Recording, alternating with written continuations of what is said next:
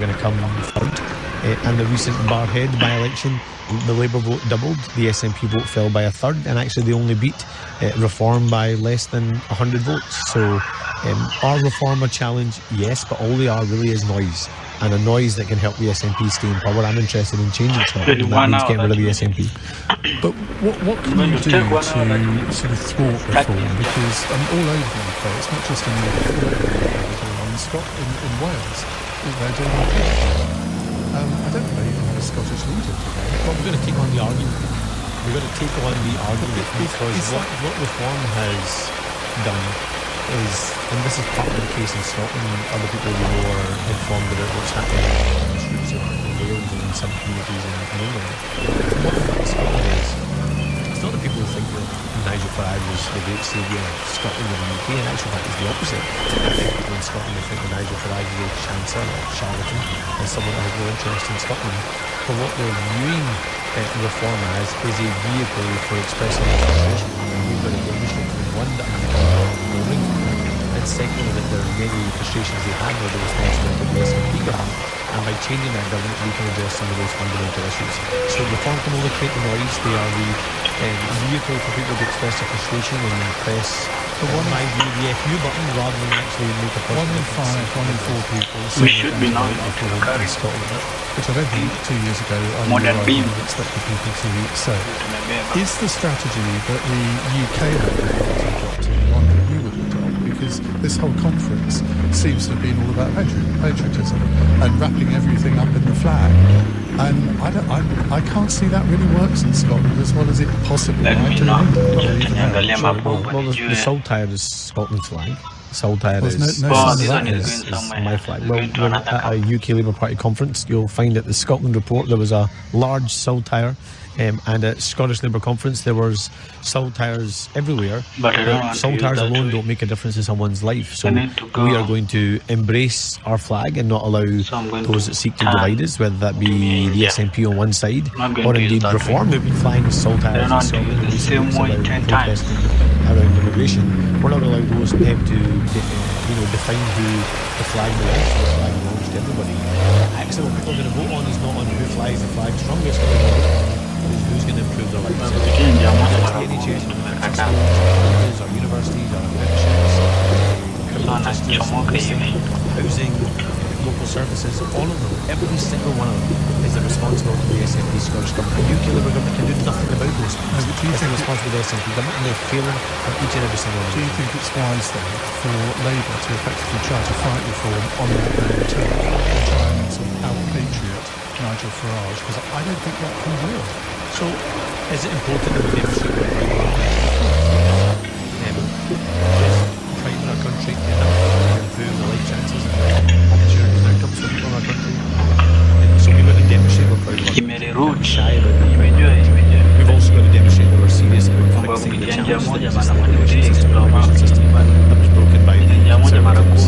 But fundamentally, if we're going to persuade people that there is a Labour case for government and a Labour case in terms of the political debates, then we've got to demonstrate that people's living standards and people's opportunities to thrive and being able to meet the ambitions they have for themselves.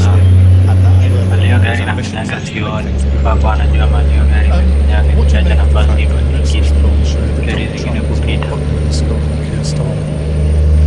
Donald Trump, who is claims to be the son of Scotland, of course.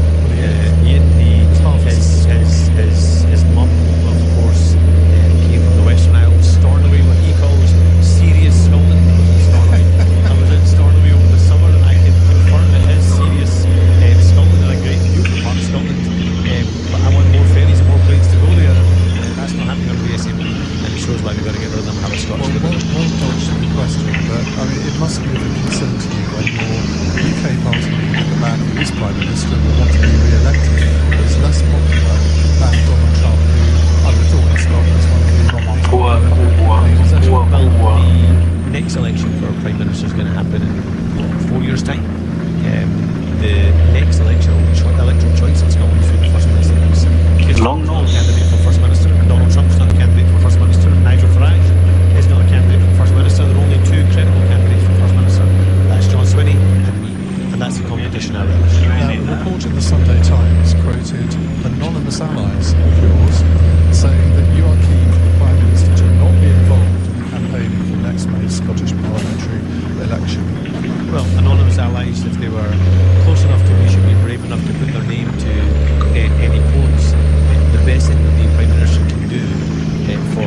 Scotland right across the UK is to carry on with the hard work and demonstrate that Labour government is delivering for Scotland and delivering for every part of the UK. Will the Prime Minister play a role in the campaign? Of course he will. Major role. Will he lead the campaign? Will he want to? I'm seeking to lead the Scottish government, and so I'll be leading that campaign from the front. But your own favourite British voters have fallen to the lowest levels, haven't they? I mean, that must also give you cause for concern. Approval ratings go up and down. I'm confident that in the next 7 months we can demonstrate that I have the best ideas for Scotland, that I've got the most energy and optimism for Scotland, and I'm the most ambitious for Scotland. If we make that case, I think we can win that. But if you do win it, it's unlikely you get a majority. The system is stacked against you. Yeah, it's going to be a parliament of, I hate to break it, Nigel is going to be a parliament of minorities. Which of those minorities would you feel most comfortable going to the election? So we're not going into the election or planning to come out the election looking to form formal coalitions. We have to, sure. Actually, the SNP demonstrated in 2007 and that actually a minority government can work and what the parliament minority government at the moment. They're agreed to blend the formal coalition. So we're going to the election seeking to form a Scottish Labour government. We'll come out of the election seeking to form a minority Scottish Labour government and on individual issues. I hope we can find common ground with individuals. So you won't actually seek to form a coalition of any, no matter what you decide. We're going to seek to form a minority Scottish Labour government because it will be a parliament. The Scottish Labour leader Anna Son talking to me a little bit earlier. You never believe that he was standing right beside the nose of the recording interview. Congratulations to Globals Now, some interesting news just breaking. The White House has just published its 20-point plan to end the war in Gaza. It's not said whether Israel has accepted it or not. Point 3 states that if both sides agree to this proposal, the war will immediately end. All the hostages, living and dead, being returned within 72 hours. Now, why is that interesting? Because the Israeli Prime Minister is with Donald Trump at the moment. They were supposed to have done a press conference starting at 6:15. It's now 21 minutes past 7. It's still hasn't started. Now, make of that what you will. I'm imagining that something is going on where maybe Netanyahu is maybe sort of resisting these proposals from Donald Trump, which will make for an interesting press conference, which we're going to bring to you live as soon as it starts. And we'll also be taking the calls on what you think of Rachel Reeves' speech today, if you've heard it. You've been listening to all the interpretations of it throughout the afternoon on LBC.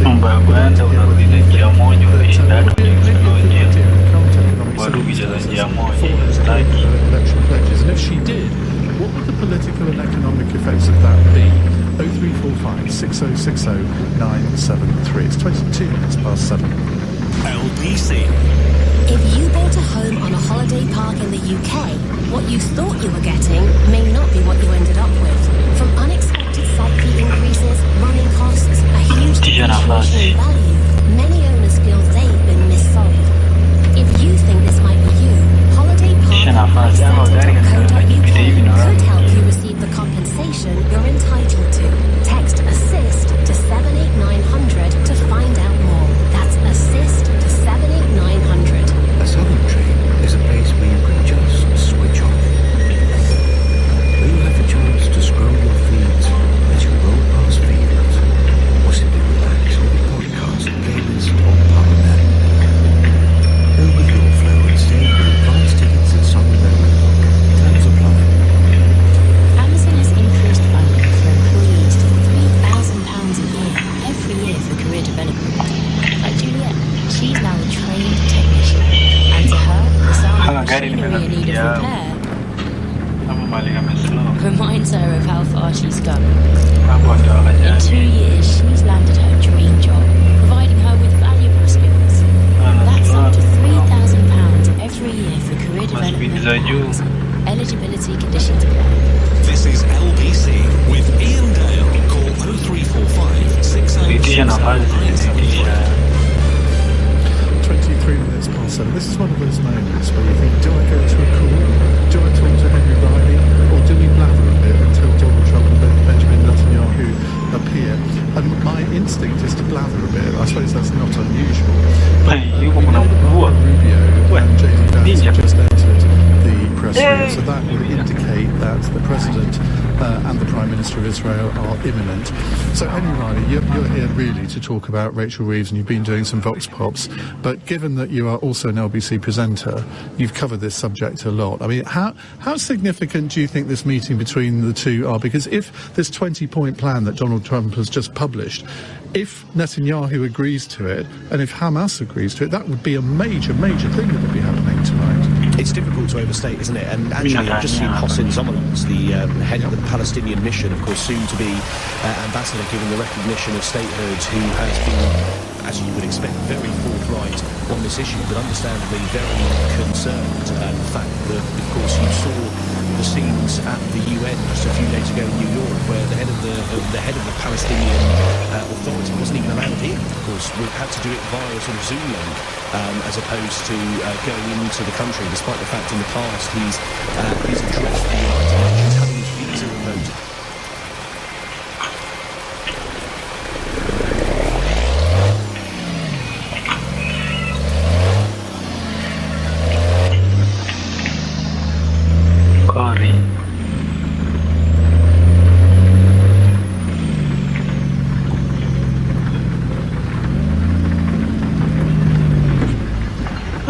Dijual lazima kuna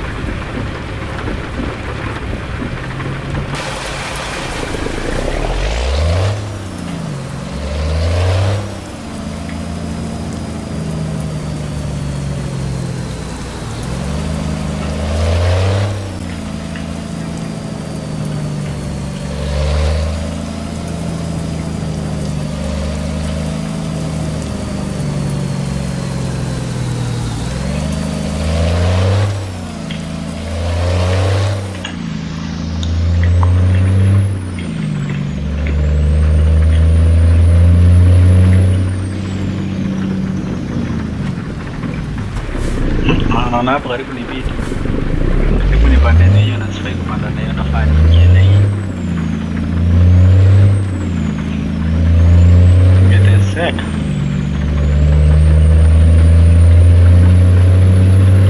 Ni ngori kwa.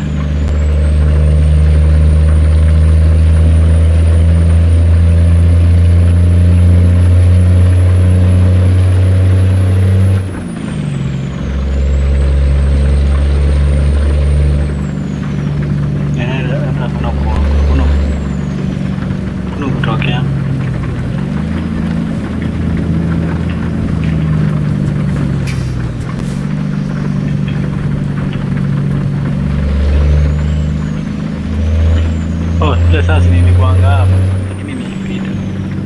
Kwanza nikitoka na miti yangu.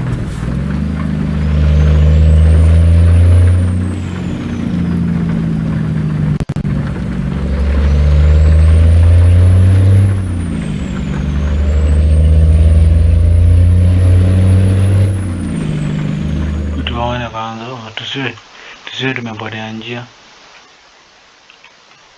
Tuko sawa sasa pengine ni straight sasa. Hii ni njia imekaa.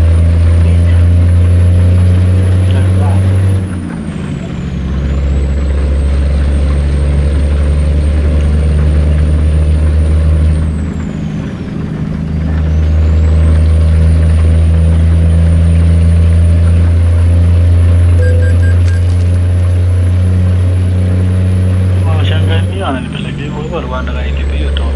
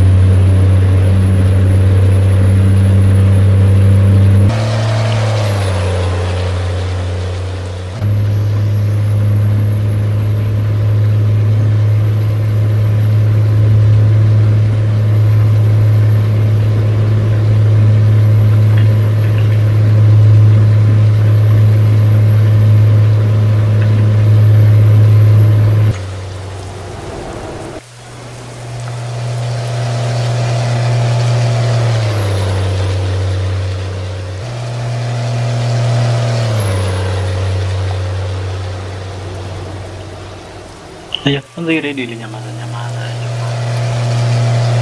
yaani hii redio ilinyamaza tu ikamoja nisikize tu gari wenyewe.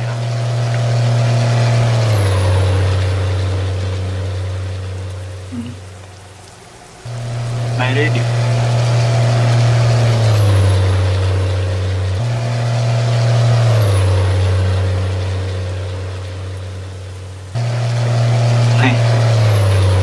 Kuna vile ndamu kama hiyo.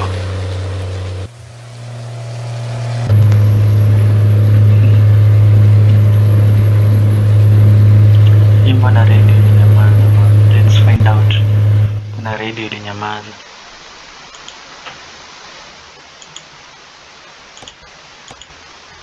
A gentleman known as President Donald J. Trump of the United States. That's what I want. Is some extra work to do, but it's so important that I'm willing to do it, and we'll do it right, and we're going to put the countries on the distinguished leaders. And we'll have a board, and one of the people that wants to be on the board is the UK former Prime Minister, Tony Blair, good man, very good man, and some others. They'll be named over the next few days, and it'll be quite the board. Working, everybody wants to be on it. I don't know if that had anything to do with it. They named me, and everybody else wanted to be on it. I guess they think, oh, he's a soft touch, it'll be easy to deal with. Working with the World Bank and others that will be responsible for recruiting and training a new government that will be made up of Palestinians along with highly qualified experts from all around the world. Hamas and other terrorist factions will play no role in the board, but they'll play no role in the governance of Gaza at all, directly or indirectly. As you know, thousands of Hamas leaders have been killed and soldiers have been killed, and we can never forget October 7th, but thousands have paid the price for that. And now it's time to get our hostages back and get back to trying to build something that's really great and very important. In our meeting today, Prime Minister Netanyahu was very clear about his opposition to a Palestinian state. And he continuously mentions October 7th, and I understand that. Most people do. And I understand and respect his position on many things, but what he's doing today is so good for Israel. I noticed that they have large crowds gathering in Israel all the time, and they have my name up. They like me for whatever reason, but they do like me. But they say two things. Please get the hostages back, and please end the war. They've had it. He's had it. So I think it's a very popular thing you do, because he's a warrior. He doesn't know about getting back to a normal way of life. But he is a warrior, and Israel's lucky to have him. But now the people want to get back to peace. They want to get back to normalization in a true sense. Several countries have foolishly recognized the Palestinian state. As you know, some of our European friends, allies, good people. But they're really, I think, doing that because they're very tired of what's going on for so many decades. They've been presidents and prime ministers for years, and during this time, having to do with the Middle East, all they're doing is talking about the same thing over and over. They want to see it get back, and nobody wants that more than me, or I believe people too. But the people of Israel want it. They really want it. They want the hostages back.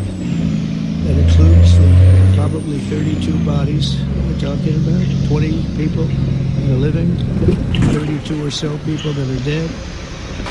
And they want to have peace. So let's not forget how we got here. Hamas was elected by the Palestinian people. Israel withdrew from Gaza thinking they would live in peace. Remember that a long time ago, they withdrew. They said, you take it. This is our contribution to peace. But that didn't work out. That didn't work out. It was the opposite of peace. They pulled away. They let them have it. And I never forgot that, because I said, it doesn't sound like a good deal to me. As a real estate person, I mean, they gave up the ocean, right? Yeah. Right, they gave up the ocean. Who would do this stuff? And it still didn't work out. They were very generous, actually. And they gave up most magnificent piece of land in many ways in the Middle East, and they said all we want to do now is have peace, and that request was not honored. Instead of building a better life for the Palestinians, Hamas diverted resources to build over 400 miles of tunnels and infrastructure, rocket production facilities, and they built military command posts and launch sites in hospitals, schools, and mosques. So if you went after them, you'd be after them, and you wouldn't even realize you ended up knocking out a hospital or school or a mosque. Terrible thing. Terrible way to fight. No fight is good, but that's a real bad one. So there are many Palestinians who wish to live in peace, many. I've seen so many of them. And they have support. And I challenge the Palestinians to take responsibility for their destiny, because that's what we're giving them. We're giving them responsibility for their destiny. When you condemn them, prohibit terrorism, and earn their way to a brighter future, they don't want the life that they've had. If the Palestinian Authority does not complete the reforms that We don't need to rest. the vision for peace in 2020, they'll have only themselves to blame. We're giving them an amazing footprint, and they have amazing support from the leaders of the Arab world and the Muslim world. Great leaders, these are great leaders, unbelievable leaders.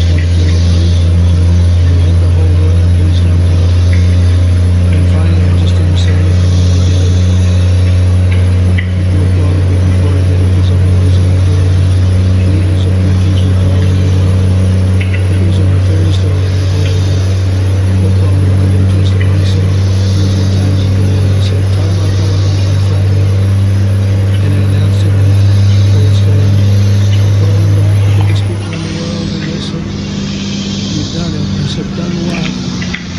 You've made the capital Israel, Jerusalem. We wanted to talk there. I wish you'd called me a little sooner. Maybe I could have done something with it. So that was a lot easier than going into an argument. Because I knew what they were calling it. And you know what? It turned out to be amazing. Everybody thought it was going to lead to the end of the world, right? The end of the world, Ron. That's what they said. It didn't lead to anything.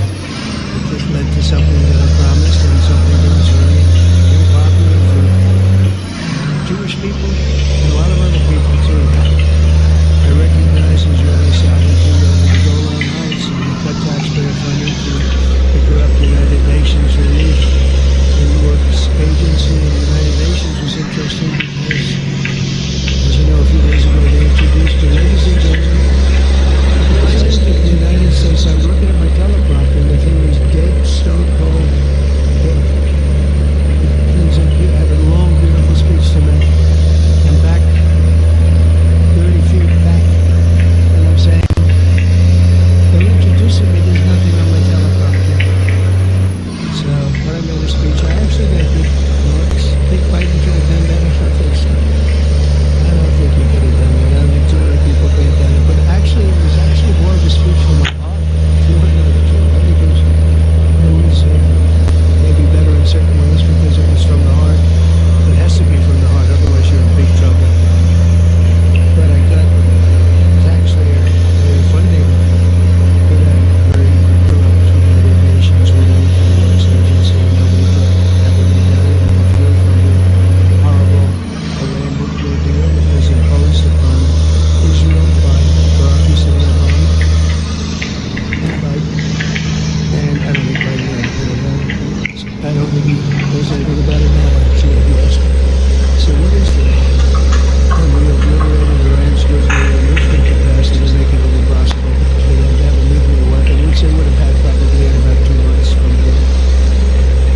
But I've never asked Israel to compromise its security, but we had big, strong talk. No president's been better to Israel than Donald Trump. But we had long, strong talk with Iran. He understands it's time. It's time. History has shown. And the people of Israel want it.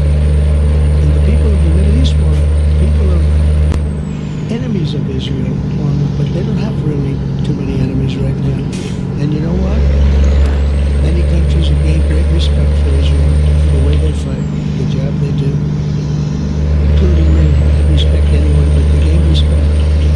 History has shown us that those who have relations with Israel have thrived, while those who have devoted resources and attention toward the destruction and even annihilation of Israel have languished and done well.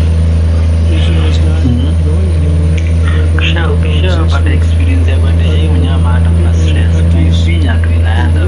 from Syria to Lebanon to Saudi Arabia, the promise of a new Middle East is so clearly within our reach. This is the closest we're going to have to real peace, not fake peace, not political fool's peace. And we can get this difficult problem solved, the opportunities for all within that vast region of this world. It's a vast region. It's unlimited. Abraham Accords. I'm sure that all countries are better off when they communicate and work together, embrace new opportunities. I hope Jared and Steve and Susan and Marco and Jay, really great people. I hope you guys are going to work very hard to get these other countries in, because now they have no excuse. You can't have any excuses. And in some ways, and I tell you, 4 countries are going to give them tremendous credit, and it's worked out incredibly well for them. In the same spirit, I'm pleased to report that earlier today we took another important step toward greater understanding of the region. A short time ago, we had a historic phone call in the Oval Office with Prime Minister Tani.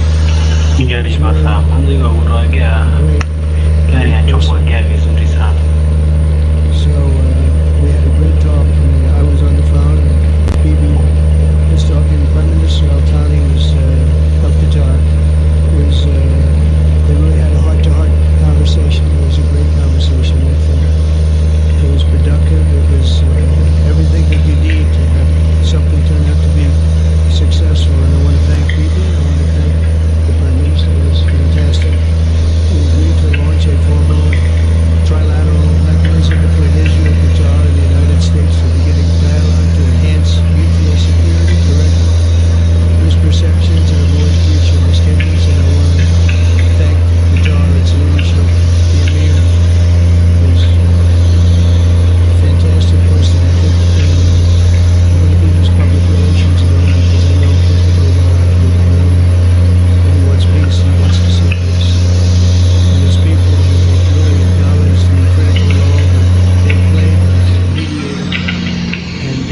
we're not quite finished. We have to get Hamas back. We're going to be able to do it. So now it's time for Hamas to accept the terms of the plan that we put forward today. And this is a different Hamas than we've been with because it's over 20,000 of them. Their leadership has been killed 3 times over.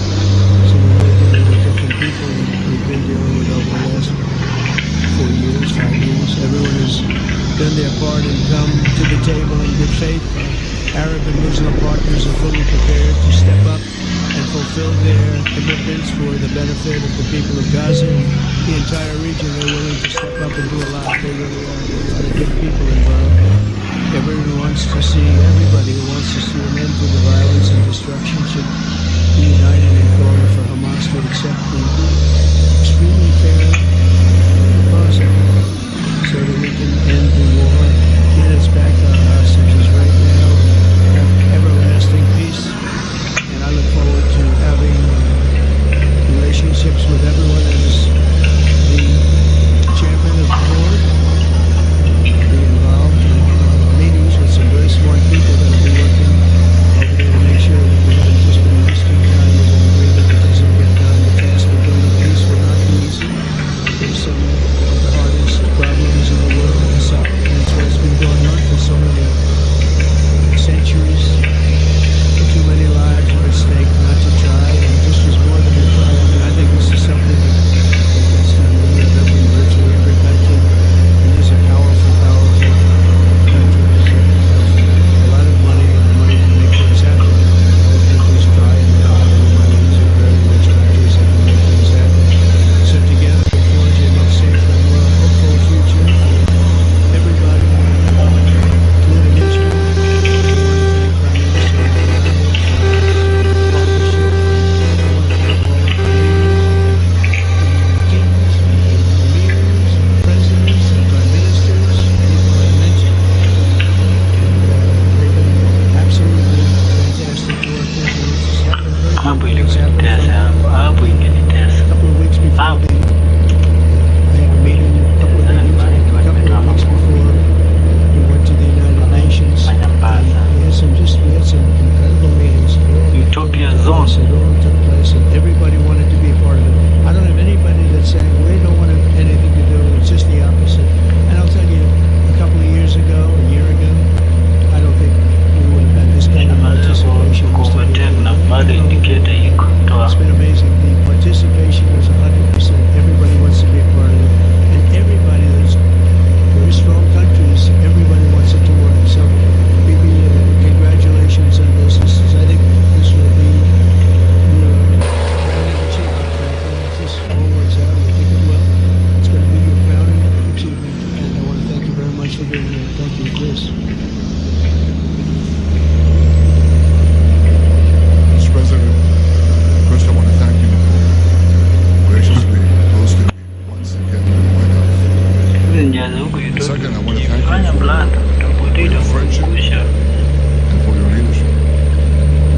From Jerusalem to Tehran, from the Golan Heights to Gaza, you've proven time and again what I've said many times. You are the greatest friend that Israel has ever had in the White House. And Mr. President, you and I both agree. It's not even close. While you focus at home on making America great again, your leadership abroad is changing the world for the better, ending wars, advancing peace. I believe that today we're taking a critical step towards both ending the war in Gaza and setting the stage for dramatically advancing peace in the Middle East. I think beyond the Middle East, very important Muslim countries. I support your plan to end the war in Gaza, which achieves our war aims.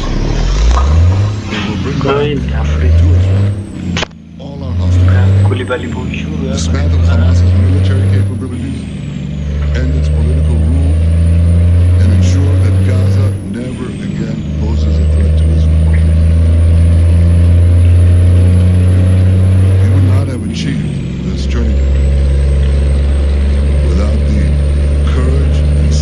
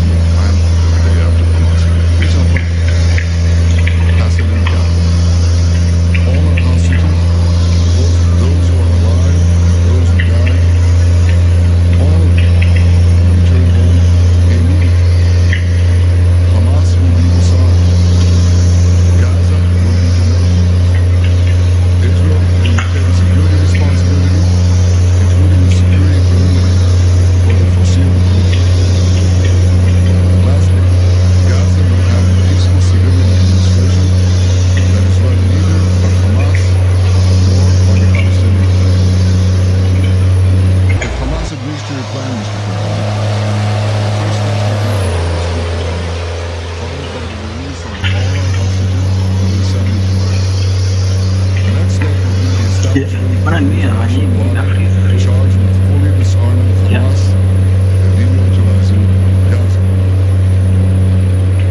I appreciate your willingness to lead the parliament, Mr. President. I really appreciate it because you have a lot of things to do. This is important. The confidence that this will give everyone, that things will be followed up. We're taking this on, and it helps a lot to make sure that everything goes in the direction. If this international body succeeds, we will have permanently ended the war. Israel will conduct further withdrawals linked to the extent of disarmament and demilitarization, but will remain in the security perimeter for the foreseeable future. I think we should understand that we're giving everybody a chance to have this done peacefully. Something that will achieve all our war objectives without any further bloodshed. But if Hamas rejects your plan, Mr. President, or if they supposedly accept it and then basically do everything to counter it, then Israel will finish the job by itself. This can be done the easy way, or it can be done the hard way. But it will be done. We prefer the easy way, but it has to be done. All these goals must be achieved because we didn't fight this horrible fight, sacrifice the finest of our young men to have Hamas stay in Gaza and threaten us again and again and again with these horrific massacres. Mr. President, I was encouraged by your clear statement at the UN against the recognition of the Palestinian state. That would be an outcome that, after October 7th, would reward terror, undermine security, and endanger Israel's very existence. As for the Palestinian Authority, I appreciate your firm position that the PA can have no role whatsoever in Gaza without undergoing a radical and genuine transformation. In your 2020 peace plan, which you mentioned just now, you made clear what that transformation requires. It's not lip service. It's not checking the box. It's a fundamental, genuine, and enduring transformation. And that means ending hate to slave, changing poisonous textbooks that teach hatred to Jews, Palestinian children, stopping recycling in the media, ending warfare against Israel in the ICC and ICJ, recognizing the Jewish state, and many, many other goals. It won't come as a surprise to you that the vast majority of Israelis have no faith that the PA level will change its spots. But rather than wait for this miraculous transformation, your plan provides a practical and realistic path forward for Gaza in the coming years, in which Gaza will be administered neither by Hamas or the Palestinian Authority, but by those committed to a genuine peace agreement. I think this can be not only a new beginning for Gaza, I think it can be a new beginning for the entire region. Under your leadership, we can re-energize, I've got to contribute my own, we can re-energize the Abraham Accords. That's what it's called, the original name. Abraham. Abraham is fine. Abraham, however you want to call it. Under your leadership, Mr. President, we can re-energize the Abraham Accords that we forged 5 years ago. We can expand it to many more Arab and Muslim nations that choose moderation over extremism. I think there's an opportunity here. It's not going to be easy. It's tough going, but I think if we succeed, you're absolutely right. We're going to open possibilities. Nobody will dream of. But I think we dream of. As you've told me, Mr. President, and you've told the world many, many times, you said, remember October 7th. Remember October 7th. And we do. We will never forget the horrors of October 7th. And we will do whatever is necessary to make sure that that happen again. Since October 7th, Israel's enemies have learned a hard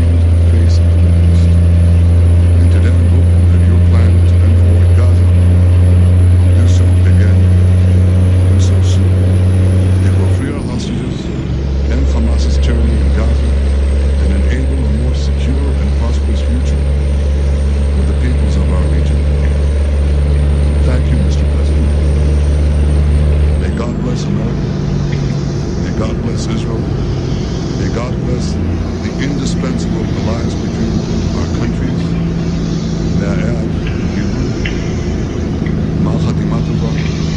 May we all be inscribed in the book of life. Thank you. What will come out of that now, there'll obviously be a Q&A session, and there will be a lot of questions on this, because just to recap, Donald Trump has outlined a 20-point peace plan to end the war in Gaza. Not only has Israel subscribed to it, but he says all the Arab nations around have subscribed to it too. Now, if that is true, then he's having got no points from anybody, but if that is true, that has to be seen as a pretty major breakthrough, because the one question that we're all asking is, what will the response of Hamas be? Discussion this after 9 o'clock. I'm sure it'll come up in cross question in just a moment. 0345 6060 973. We're joining us on the cross question panel. We have political commentator Michael Craig, Trade Union leader Joe Grady, and Jackie Smith, Labour Skills Minister. They'll be answering your questions in just a moment, and that is the number, of course, to put your question to our panel. 0345 6060 973. We're here live in Liverpool. On your radio, on the LBC app, and LBC. leading Britain's conversation. This is LBC.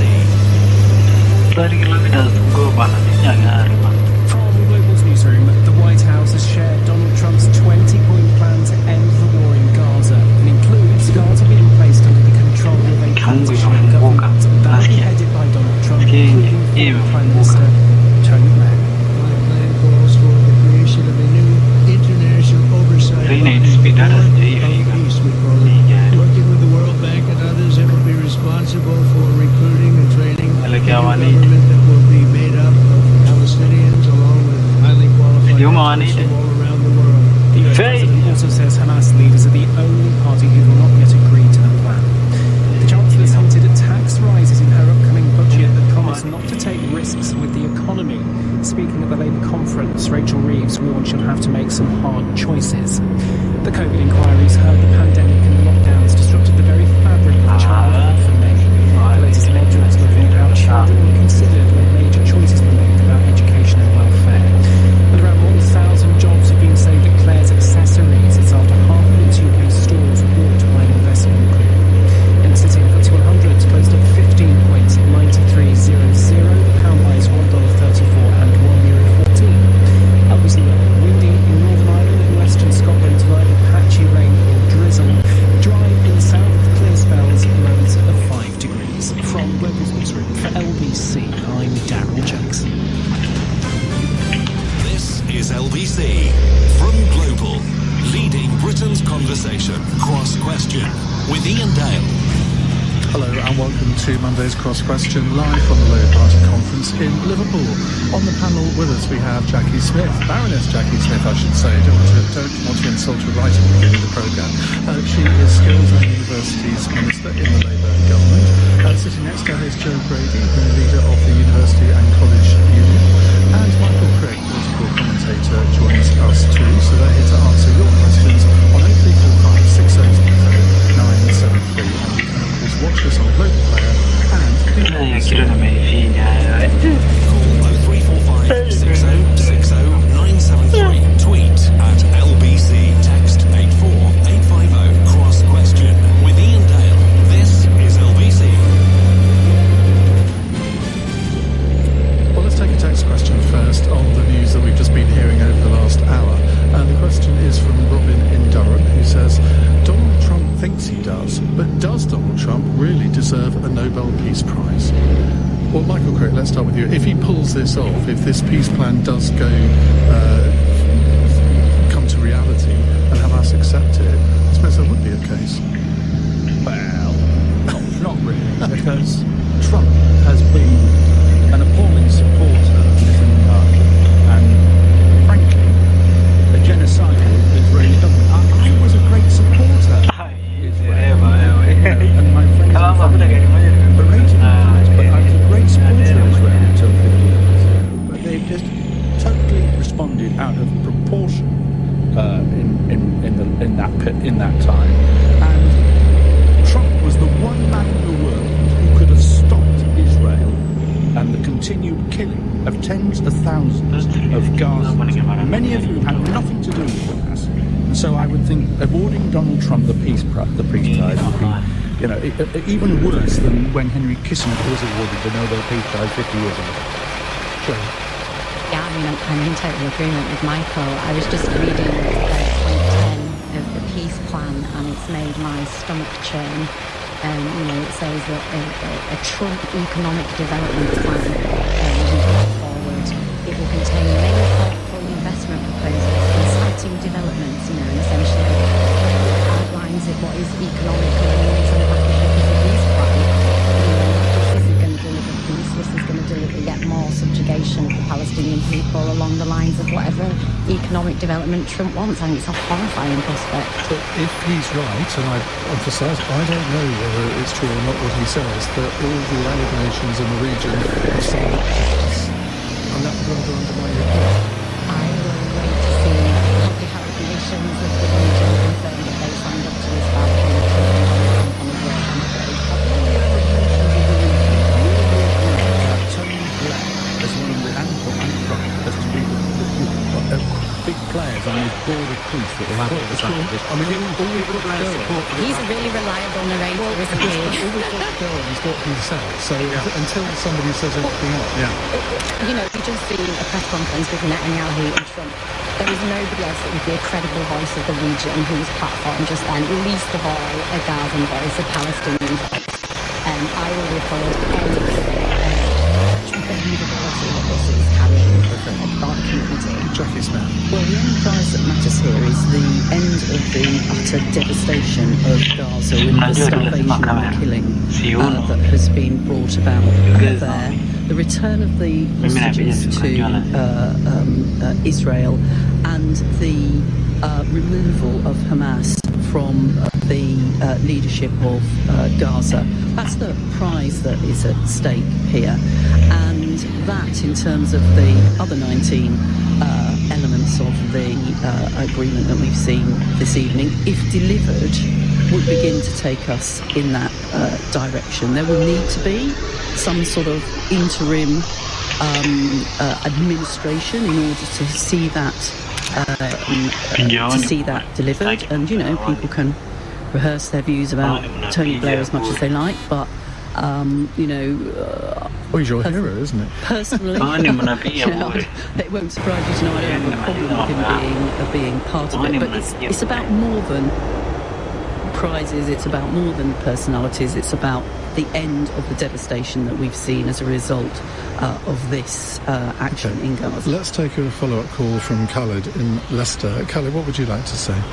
Yeah, I think given that this 21-point plan is being issued by war criminals, and the ICC has issued an arrest warrant for Netanyahu, doesn't the panel think that this is a ludicrous... I must have missed this. When did Donald Trump become a war criminal?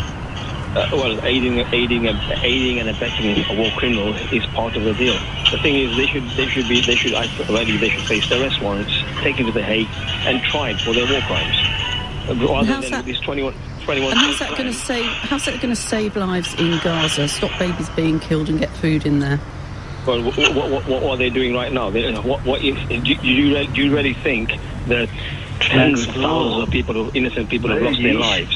Who's going to? Is there no accountability for all of that, or we just carry on with whatever Netanyahu wants to do? We just carry on with that plan. That is preposterous. I believe he should be tried, and if he's convicted, he should be faced a death penalty. Part of this agreement, quite rightly, the IDF would be expected to immediately cease fire and withdraw their troops from Gaza. So, which I think is right. What the Israelis have been doing in Gaza has been wholly unacceptable. It's immoral, and it needs to stop. And that's the important thing. How do we stop this? How can we build a sustainable future for Gaza and for Israel? There was a motion passed at the conference this afternoon which went against government policy. It said that there is a genocide going on in Israel, also in Gaza.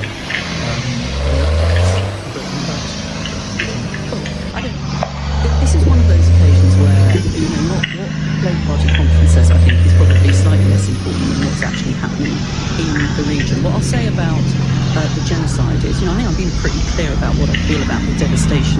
Gaza.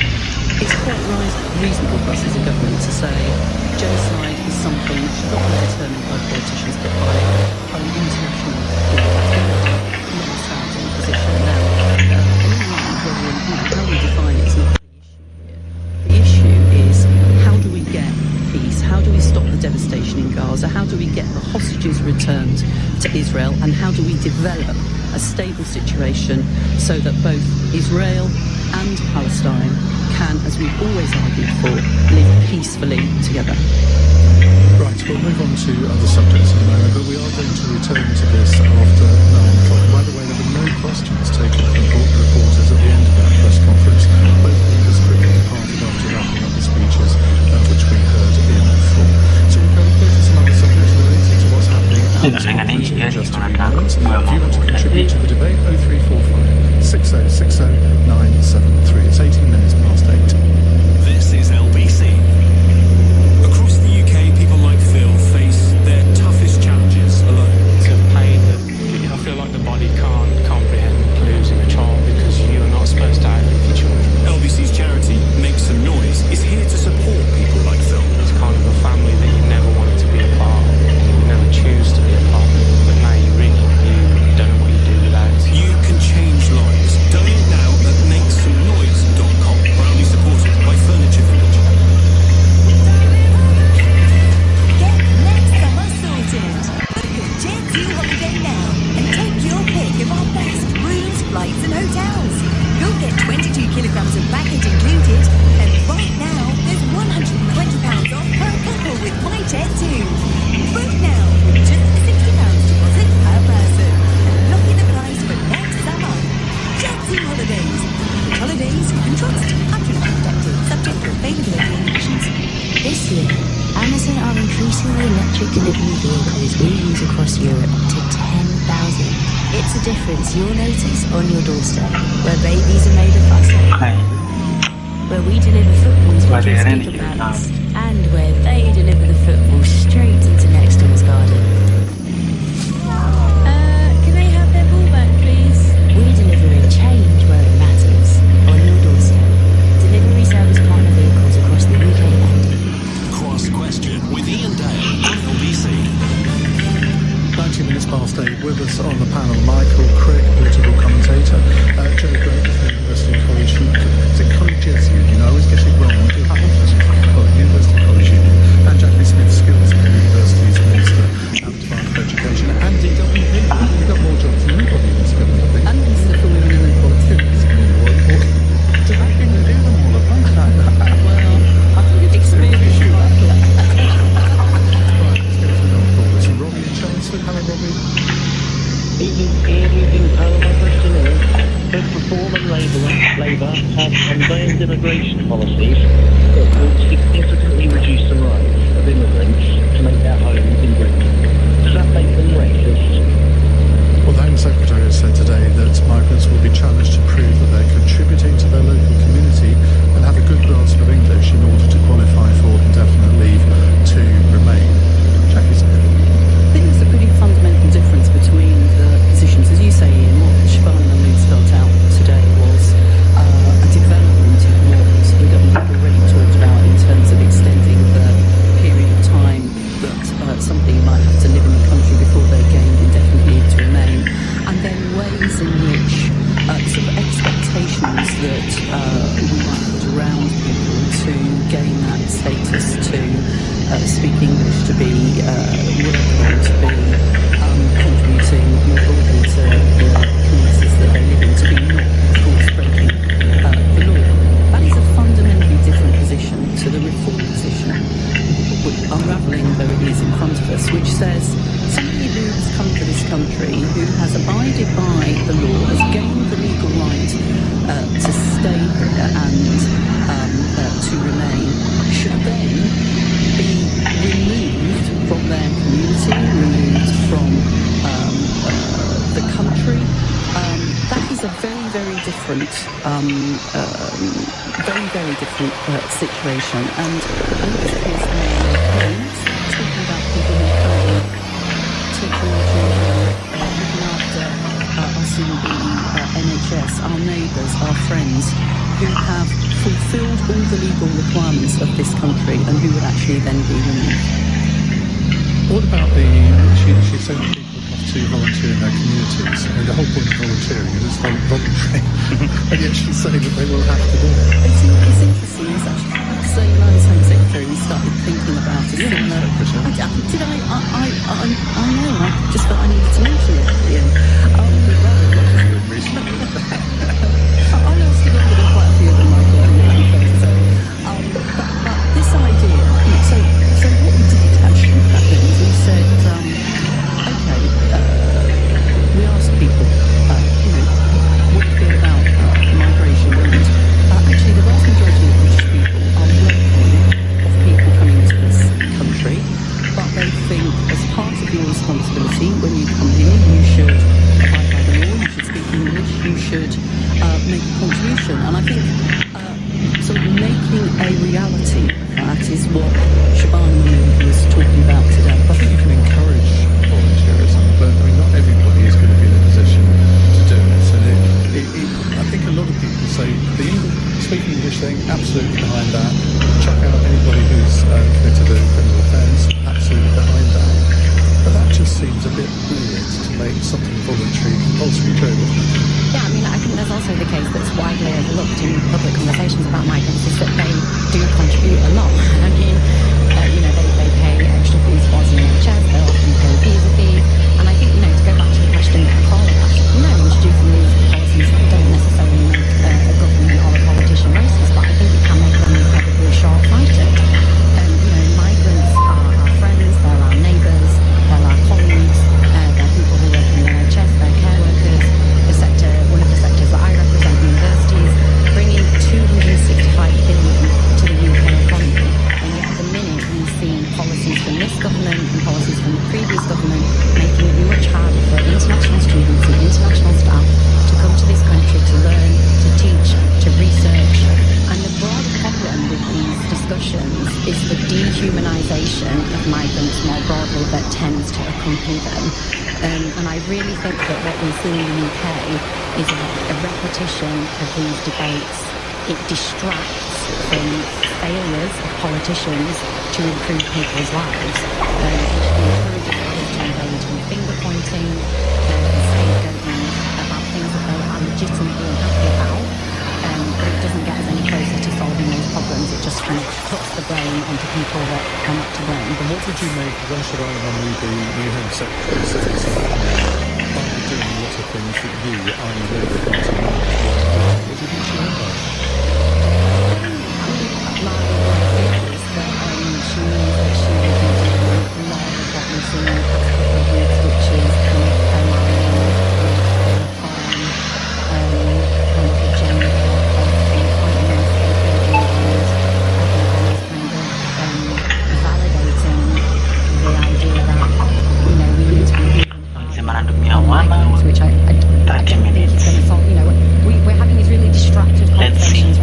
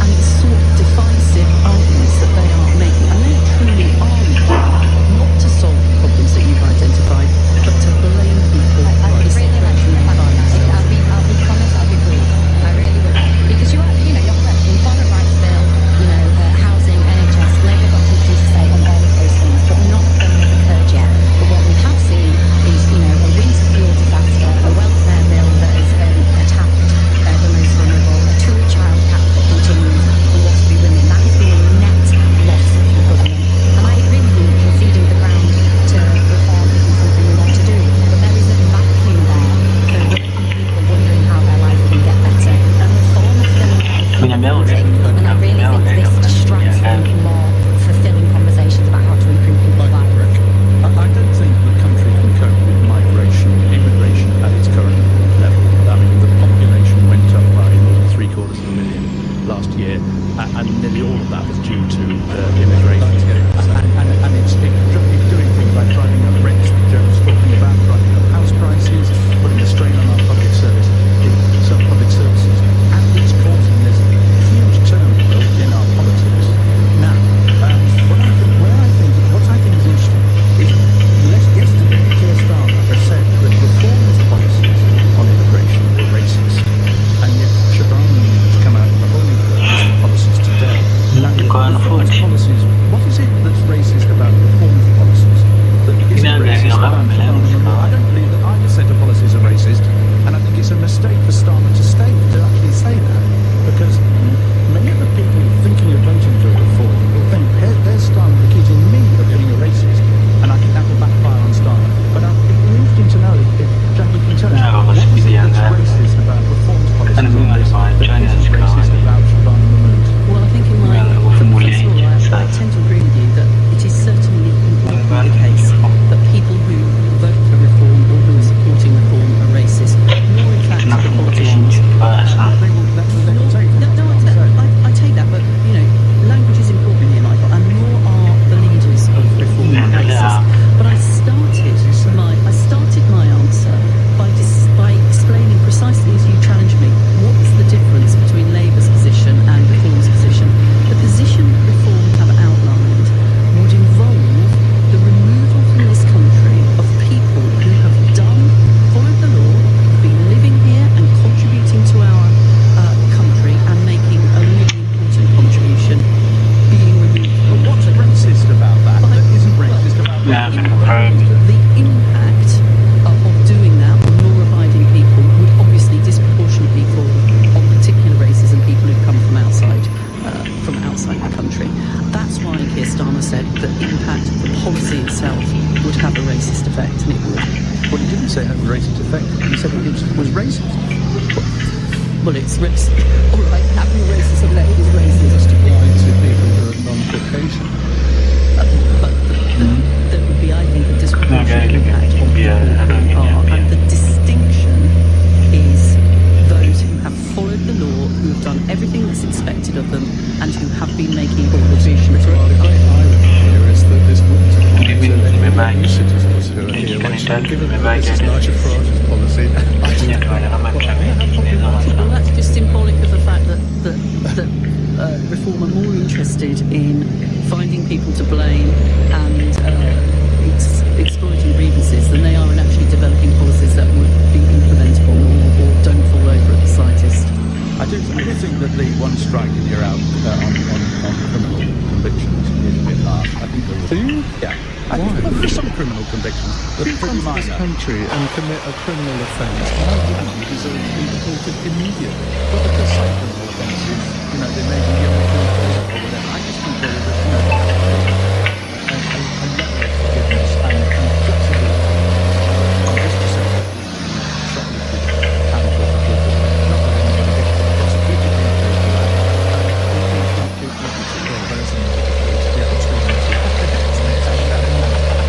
It's news time. It's 8:32 on LBC.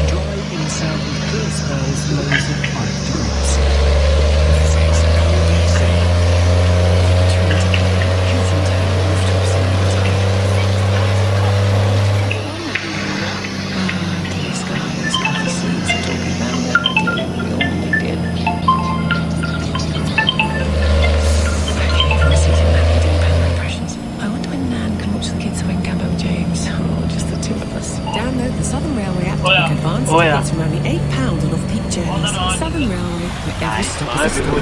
Terms apply, see our website for full details. With an Amex business card, Selena's earning points renovating her skin clinic and refreshing the builders. 14 coffees and 28 sugars, please. And on new adjustable chairs for every room. And she can use the points to lie back and relax. Don't put ice cream on your brother's head. Well, sometimes. And that's because with an Amex business card, your points can go towards holidays and more. Search Amex Business Card. Terms and annual fees apply. 18 plus. Subject to status. Basic card also available with no annual fee, rewards or other features. Amazon offers term time working to their employees, like Anton, who's home to look after his daughters during their holidays. Hello. To him, this is the best sound in the world. Actually, maybe that's the best sound of all. Now that's term time working. Offered at Amazon. 10 weeks off guaranteed pay. Mix of paid holiday and unpaid time off. Conditions apply. Cross Question with Ian Dale. Watch live on both Global Player and the new LBC app. 8:35 on LBC. Michael Crick is with us, political commentator, Joe Brady from University and College Union, and Jackie Smith, Skills and Universities Minister. We wouldn't mind a question from someone. I mean, just a little tip. If anybody phones in and wants to ask a question about the return of student grants, which was announced by Bridget Phillipson today, I'm sure Joe will have something to say. I'm even more sure that Jackie will. Michael possibly too. You never know. Even I might. Possibly not. Right, let's go to another question. It's from Andrew in Fulham, who says, the Chancellor's speech today certainly connected well and enthused the Labour faithful at the conference. But does the panel think the speech will connect well and enthuse the electorate who are seeing their bills rise, the economy slowing, unemployment increasing, interest rate cuts being postponed? Actually, we've had what we said. I'm not sure that's We've had fine. And large tax rises on the cards, mainly as a direct result of this Chancellor's previous economic decisions. Michael? Well, I don't think Rachel Reeves' speech is going to go down in history as a turning point in either the British economy or British politics. Most people will not have, hardly anybody will have seen the speech in full. If people notice it, it will be a few clips on the evening news here and there. It was an okay speech. It wasn't a particularly it wasn't a great speech. It wasn't sort of like Gordon Brown in the old days. The big speech he's going to make is obviously the budget at the end of November in 2 months' time, and that could be one of the really important budget speeches of all the time. Sure. She made some positive comments, didn't she, about young people, which I think is to be applauded. I'm going to rehearse something that Jackie's heard me say many, many times, which is really desperate. We need more investment in further education. If the government's vision for the economy and what Reeves outlined today is to materialise, and at the minute we have a huge retention crisis, 50% of FE lecturers leave within 3 years of starting.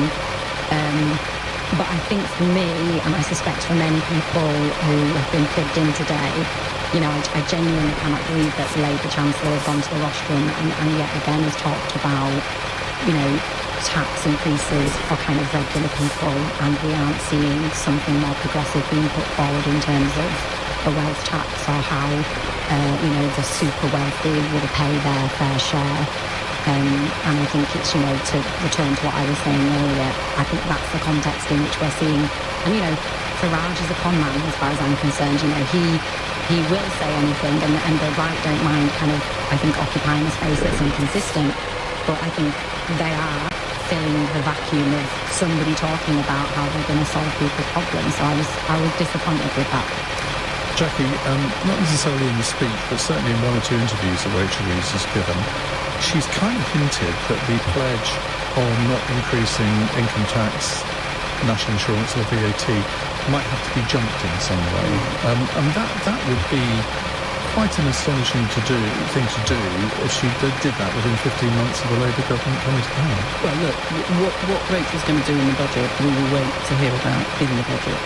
What she was talking about today, though, and I do think an important thing, was the difference that the Labour government had made. So, yes, she was spelling out the challenges, both inherited by this government and caused by the international situation that we find ourselves in.